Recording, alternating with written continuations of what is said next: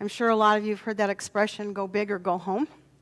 And I said, my first time preaching, I had to do it twice in a row, didn't I? But no, I'm very glad to be bringing this message to you. It's something very near and dear to my heart, and I know that serving the Lord is very near and dear to your heart, and that's why I'm here. I'd like to start by just reviewing what we went over last week. We read from Luke 5, 15, and 16, where we see Jesus taking time to spend in prayer, seek solitude, rest, and give nourishment to his own spirit, and that he did these things often.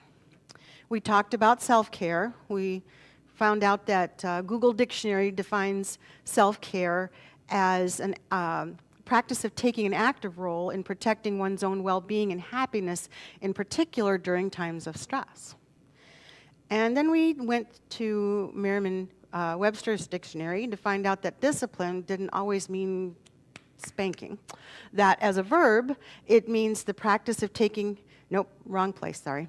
To train and develop by instruction and exercise, especially self-control. We talked about how important it is to put ourselves first in developing spiritual disciplines, and that disciplines are our spiritual preparedness, just as receiving oxygen, surviving an in-flight emergency. And we talked about, the little oxygen mask when you're flying. If there's an emergency, it drops down from a panel above, and you are instructed to put it on you first before you help somebody else. And practicing these disciplines is a form of taking care of us so we can be prepared to help others when they need. The Lenten devotional that we got this last Easter season, and that even though there are more spiritual disciplines mentioned in classical Christian thinking, there are 6 mentioned in that devotional, and those are the ones that we covered, which are Bible intake, prayer, fasting, confession, solitude, and service. And those are the ones that we kind of are focusing on right now. We established that these are essential to every Christian's walk. And just as a side note, if you still want a copy of that, feel free to contact Pastor John to get a copy of that. If we practice what Jesus did, we spend time with him, the more we will grow to be like him, and then our defaults, or the things that we tend to go to automatically, they will become those things that Jesus said. No, I'm not reading this right. I'm so sorry. Thank you for being patient with me. Thank you, Lydia. If we practice what Jesus did and spend time with him, the more we will grow to be like him. Our defaults will become those that reflect the examples of living that Jesus modeled for us. I think that sounds better. We also talked about that during tough times, disciplines bring certainty to our lives and a sense of normality and a steadfastness, knowing God is in control instead of just running on autopilot. And we also talked about incorporating these disciplines by starting out with small steps and by choosing one that seems to be the easiest to do. So this morning, I'd like to direct our attention to the whys of practicing spiritual disciplines is so important. And at first, we're going to take a look at some scripture. And if you have your Bibles, if you could please open to Psalm 119. And no, I will not read that whole chapter, I promise. For those of you who may not know, it is the longest chapter in the entire Bible. But we're going to look at verses 11 and 105. Psalm 119, verses 11 and 105. And I will be reading from the English Standard Version this morning. Verse 11 reads, I have stored up your word in my heart that I might not sin against you. And skipping down to verse 105, we read, your word is a lamp unto my feet, or a lamp to my feet and a light to my path. In the Lenten devotional, Pastor John had written some things about why the disciplines are important. And one of the things he said was, the disciplines require us to slow down. They require us to be deliberate, to click off the autopilot, and to step out of the world of our busyness, full of meetings to attend, tasks to complete, obligations to fulfill, hobbies to enjoy, and unpleasantness to avoid, even if it's just for a few minutes. And some of you remember Pastor Chet Martin, and he described his reasons as, Satan whispers, did God really say? Or does God really care, in my ear? And he still does this. My answer is almost reflexive, and my answer is backed up by both the Lord Jesus Christ and my own expertise and by the muscles I have developed. God said, I reply. Yes, God surely, Mr. Chet said. The more we practice them in good times, the more ingrained they become. They become ingrained in our spirits, our minds, our thoughts, and they become effective during tough times. For example, seeking a place of solitude may be the thing we think of first to quell the panic that might be rising up in us. When we find solitude, when we go look for solitude, we may find comfort and instruction and guidance and assurance. And we can pray, read the Bible, or sometimes just be quiet and know that He's there. We are better situated to get answers, think what our next steps might be, and to just breathe. All these disciplines have their place in our daily growth, and they add to our spiritual strength and endurance during times of adversity. When we practice disciplines repeatedly, we can learn to hear God's wisdom in a crisis. It becomes His voice we hear, not fear. I'd like to share a little bit about what the disciplines have done for me. I have grappled with this part of the message. A lot of you know what has happened and been going on in my family, and a lot of you don't. And I really didn't want to bring a downer to this part of the service, but unless you know some of what we've been through, you might not understand how victorious and how wonderful God has been in our lives. So just to give you a few highlights, we all have been through a rough period, haven't we, with the pandemic and trying to move on with our lives, and things just haven't been the same. During this time, I went through 3 major surgeries with very lengthy and uncomfortable recoveries. We had taken in 3 teenagers during this time at different times because their home life was impossible, and now they do have places to live, which is good.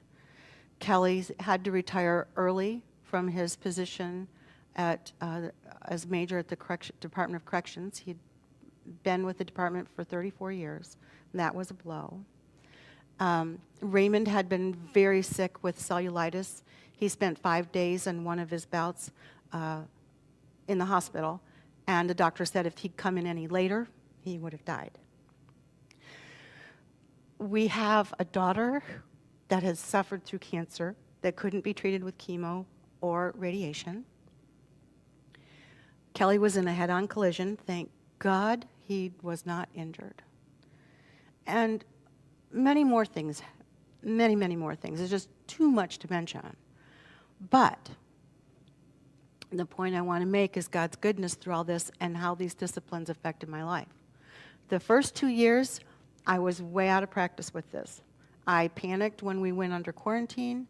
I made all kinds of mistakes on the computer with email accounts that I can't even get into anymore.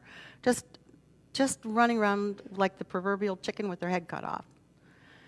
And going into the recovery of my second surgery, 2.5 years into the pandemic, I crashed and burned. I hit an all-time low, and that's when I started seeking God's face again.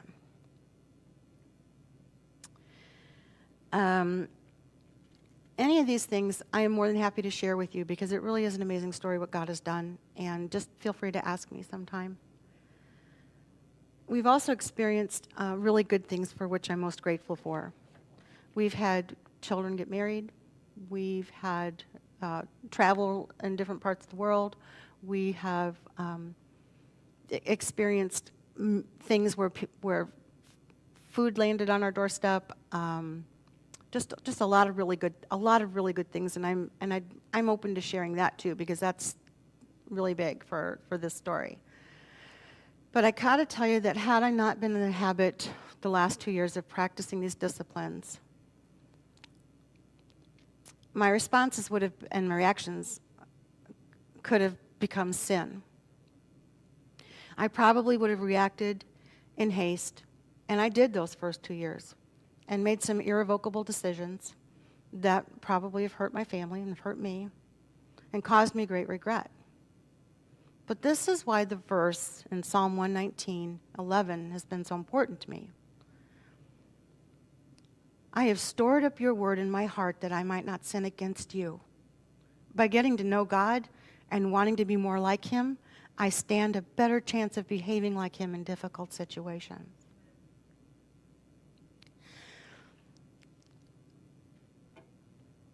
I'd like to share with you an analogy that I think you can relate to, because it has been a tough time for all of us, right?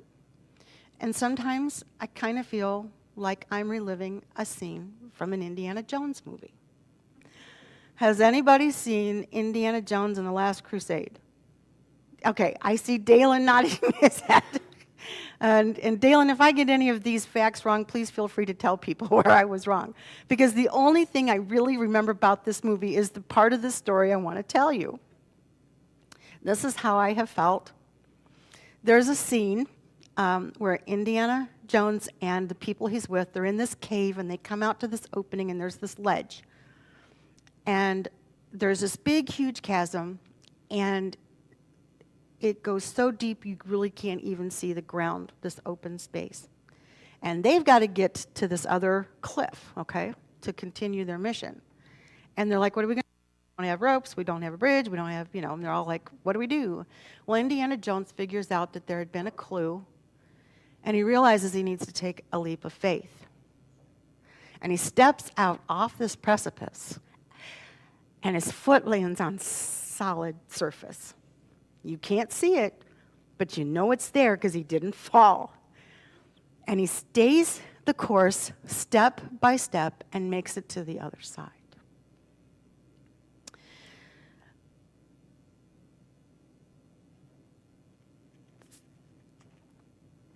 That's how I have felt these last 4 years, particularly the last 2 when I started practicing these disciplines again.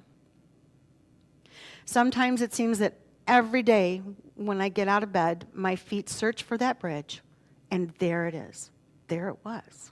And sometimes I felt like that bridge wasn't going to be there, but it was. And that is why the second verse that we read is important to me, because God has literally been a lamp to my feet and a light to my path. And a lamp to your feet back in ancient times, when you were walking in the dark, you'd hold a lamp, and it swung from a rope, and you'd have just enough light to see a few steps in front of you. You couldn't see to the left, to the right, to behind. And that's how I felt, that God was the light, shining for me to see 1 step at a time, 2 steps at a time, and he directed my steps. I can honestly say that despite everything in the past 2 years, that it's also been the best 2 years. And I know that's because of developing my relationship with the God that loves me more than anybody. And I'd like to add and even admit, and as I did, that I was not that faithful. Even in these last 2 years, sometimes I missed days. But as I moved forward, practicing these disciplines, I became more consistent, and I continued to grow. And I want to continue to grow. I want to get better at this, because you know what? Hard times are still going to come. Our life is going to be filled with hard times, and it's going to be filled with good times, and I really want to be ready next time, even more than I have been. I like standing on solid ground when it doesn't even look like there is solid ground.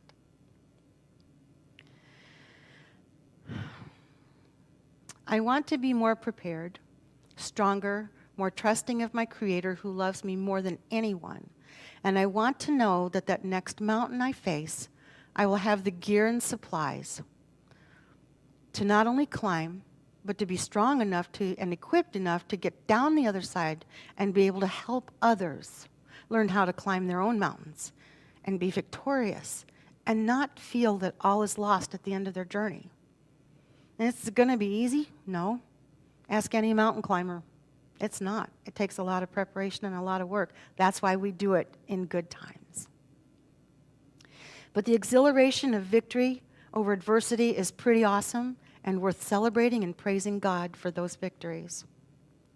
And I want to be clear.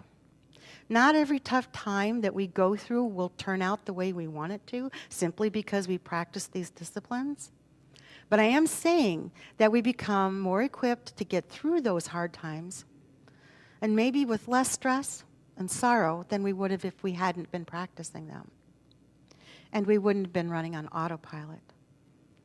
Our opportunities to hear God's wisdom can be much greater than when the disciplines are practiced as an active part of our lives than they are without Him. So how can we create these habits? Well, I'm going to share just a little story with you about an experiment that was done in 1898. The psychologist's name is Edward Thorndike, and he did an experiment with cats, because things can't go wrong with cats, right? Right?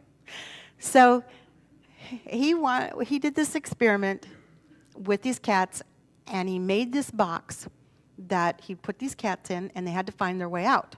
There were loose items, there were strings that they could pull on, there were levers they could push.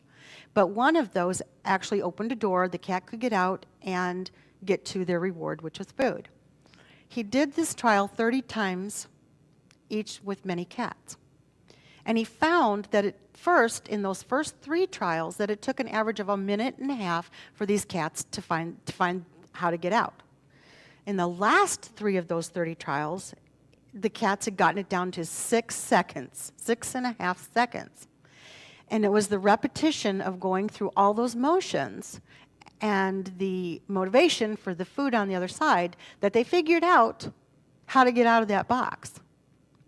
And I want to relate that to an experience that I went through, kind of similar. And this is how this will relate to practicing disciplines. I worked out at the pool in between my surgeries to regain my strength.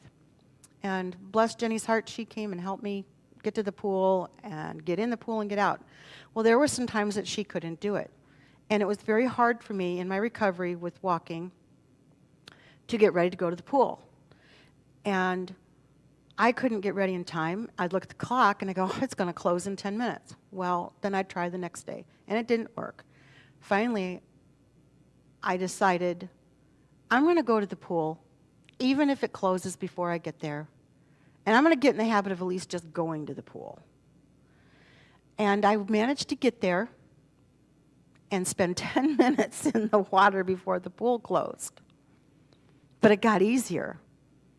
It took me less time to get there, less time to get home, and more time in the pool. It started out 1 minute and 54 seconds. I timed it because I was like going to beat this thing. And only for 10 minutes in the pool, almost 2 hours. But it got easier, it got easier, it got easier. And that's the same way with practicing disciplines. If you're struggling to find that time in your day, first find that space of time and pair it with another habit.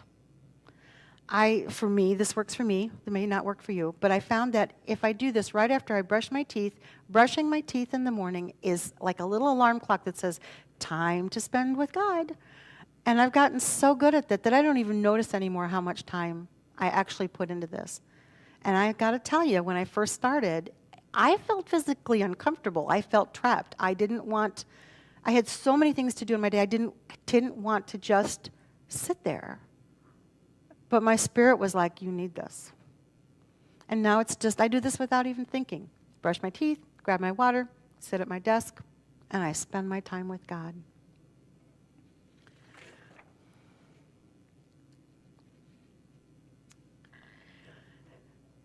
On those times that it's hard and you think you're slipping, grant yourself grace and mercy. Because there's something about that cat experiment that I took away And that's that these cats didn't continually decrease their time to get out of the box. It was a 2 steps forward, 1 step back. They would shorten their time, then it would be longer. They would shorten it some more, and it'd be a little longer. And I'm finding that with practicing my disciplines. Some weeks, I can do it every single day. Some weeks, I'm lucky to get in 1 day. But I will keep doing it because it'll get easier as time goes on. It'll get more consistent. Be patient with yourself and just be consistent. Another thing that's important is to find an actual space to do this. A quiet corner, a closet, a room where you can be alone to just experience the presence of God. Sometimes creativity has to play a role in finding that space. Many of you know who John Wesley is. He's the father of Methodism. And his mother, Susanna Wesley, had 10 children and a small house. And she found 2 hours every day to pray and read her Bible. And this is what she did. She'd sit in her rocking chair, put her Bible in her lap, take her apron, throw it over her head. And her children knew if the house wasn't burning and somebody wasn't dying, do not disturb her. So there are ways that we can find to have that quiet time with God. So find your space, show up, and as Henry Nouwen, the author of Spiritual Formation, says, spend some useless time with God. As we close this service, Annette's going to lead us in a song that we're familiar with, Knowing You. And I just want to thank you for listening. And I'd love to hear what you do to practice your disciplines. I'd love to share. And I look forward to talking to you. Thank you.